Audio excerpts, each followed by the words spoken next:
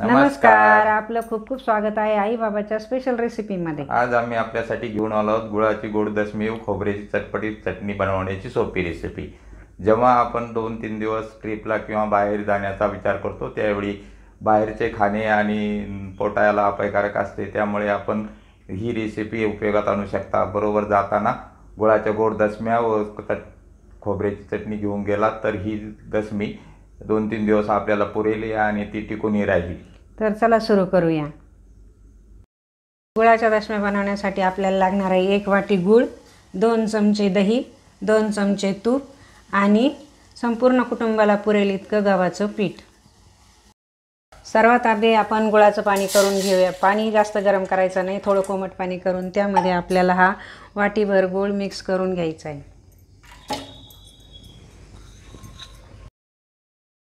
गुळ हा शरीरास खूप लाभदायक असतो आणि ह्या गुळाच्या दशम्याही खूप शरीराला हेल्दी आणि टेस्टी असतात आणि विशेषतः म्हणजे आपल्याला कुठं प्रवासात जायचं असलं तर ह्या गुळाच्या दशम्या खूपच उपयुक्त असतात। त्यासाठी आज तुम्हाला गुळाच्या दशम्या कशा बनवायची याची रेसिपी आम्ही दाखवत आहोत। आता हे गुळाचं पाणी असंच हलवून आपल्याला सर्व गुळ यामध्ये विरघळून घ्यायचं आहे। आपलं गुळाचं पाणी झालेलं आहे। आता आपण गॅस बंद करूया। सर्वात आपण आता एका ताटामध्ये हे गव्हाचं पीठ टाकून घेऊया।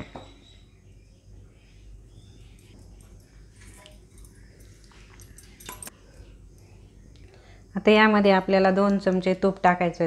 तूप टाकल्यामुळे दशम्या आपल्या ह्या नरम राहतील आणि खुसखुशीतही होतील। तसंच आपण 2 चमचे दही टाकणार आहोत। दही यासाठी टाकायचं आहे का आपण कुठं प्रवासाला गेलो 2 दिवस आपल्याला बाहेर खाण्याची गैरसोय असली तर आपण ह्या घरच्या दशम्या खाऊ शकतो। त्यासाठी हा खराबही होणार नाही आणि दशम्याकडे काही होणार नाही, त्यासाठी आपल्याला हे 2 चमचे दही टाकायचं आहे। दही टाकल्यामुळे दशम्या खूप खुसखुशीत आणि नरमही राहतात। आता हे सर्व मिश्रण आपण एकत्र करून घेणार आहोत।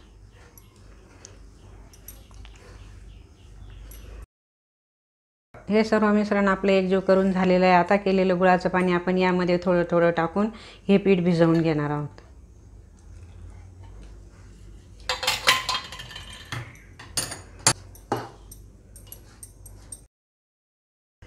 प्रवासात गेल्यानंतर बाहेरचं खाणंही चांगलं नसतं आणि आपल्याला ते शरीरासही उपयुक्त नसतं। कोणाला बाहेरचं चालतं, कोणाला चालत नाही। त्यासाठी आपण जर ह्या घरच्या दशम्या तयार करून घेऊन गेलो, याबरोबर खोबऱ्याची चटणी नेली तर आपला प्रवासही चांगला होतो आणि आपलं पोटही चांगलं राहतं।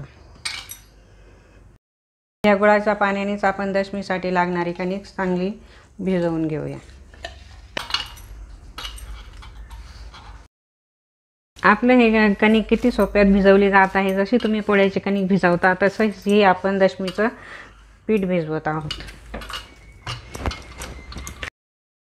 हे पीठ चांगलं भिजवून घ्यायचं आहे। तुम्ही जसं भिजवून घ्याल तशा दशम्या तुमच्या नरम होतील, त्यासाठी हे पीठ चांगलं भिजवून घ्या।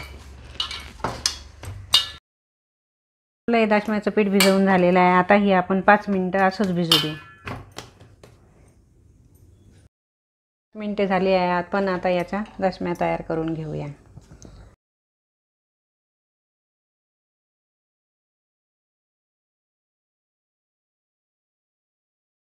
हे आपण थोडंसं लाटून घेणार आहोत। त्यामध्ये आपण तूप लावून घेऊया।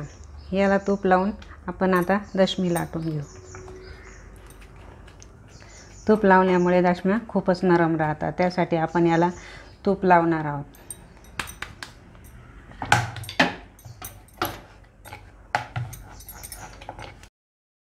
आपली दशमी आता लाटून झालेली आहे। आता त्याला आपल्याला थोडंसं मध्ये होल पाडायचं आहे आणि ही दशमी आपल्याला जास्त पातळ लाटायची नाही, थोडी जाडसरच ठेवायची। आता आपण तवा गरम झालेला आहे, यावर आता ही दशमी टाकूया।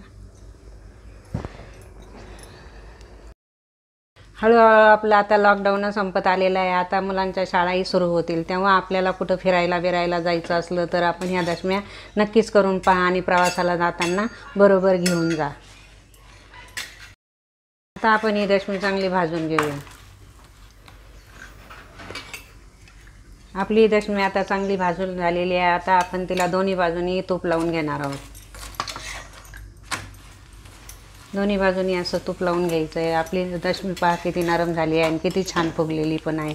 याचाच अर्थ दशमी आपल्या खूप खुसखुशीत आणि चवदार झालेला आहे। आपण बाहेर प्रवासामध्ये ह्या 3 ते 4 दिवस खाऊ शकता. या खराब होत नाही, कारण आपण यामध्ये दही टाकलेलं आहे. दह्यामुळे ती बिलकुलही खराब होत नाही आणि नरमही राहतात. आपल्या दशम्या पूर्ण भाजून झालेली आहे. अशाच आपण सर्व दशम्या तयार करून घेऊया. सर्व दशम्या बनवून झालेल्या आहे. तुम्ही पाहू शकता आपली दशम्या किती खुसखुशीत आणि कुरकुरीत झालेल्या आहे, किती नरम झालेल्या आहे तुम्ही पाहू शकता. आणि त्या प्रवासात 2-4 दिवस सहजच टिकतील अशाही त्या खूप छान झालेल्या आहे. आणि या दशमीबरोबर खोबऱ्याची चटणी जर असली तर वेगळीच मजा येईल. त्यासाठी आपण आता खोबऱ्याची चटणी बनवून घेऊया. खोबऱ्याची चटणी बनवण्यासाठी आपण घेतलं 1 वाटी खोबरं, 3 ते 4 मिरच्या, थोडा लसूण आणि अर्धा चमचा जिरे. आता आपण खोबरं आणि मिरच्या या मिक्सरमधून एकत्र काढून घेऊया.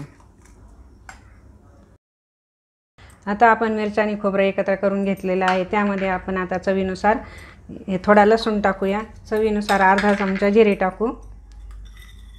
जिरे टाकल्यामुळे चटणीला खूपच छान चव येते आणि टेस्टही खूप भारी लागते. त्याचा सुगंधही खूप छान येतो. आणि चवीनुसार आता मीठ टाकणार आहोत. आता हे सर्व मिश्रण आपण मिक्सरमधून परत एकदा फिरवून घेऊ. तुम्ही पाहू शकता खोबऱ्याची चटणी आपण झाली आहे. तिचा किती छान सुगंधही सुटलेला आहे.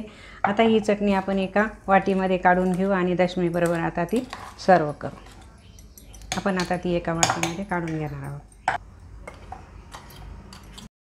ही गुळाची गोड दशमी आणि चटकदार खोबऱ्याची चटणी पाहून तुमच्या तोंडाला नक्कीच पाणी सुटलं असेल. तेव्हा ही रेसिपी तुम्ही नक्कीच करून पहा आणि ही गोड दशमी आणि चटणी खायला लवकर या. आम्हाला विश्वास आहे गुळाची गोड दशमी आणि खोबऱ्याची चटपटीत चटणी बनवण्याची रेसिपी तुम्हाला खूपच आवडली असेल. तर लाईक करा, शेअर करा आणि चॅनलला सबस्क्राईब करा. धन्यवाद.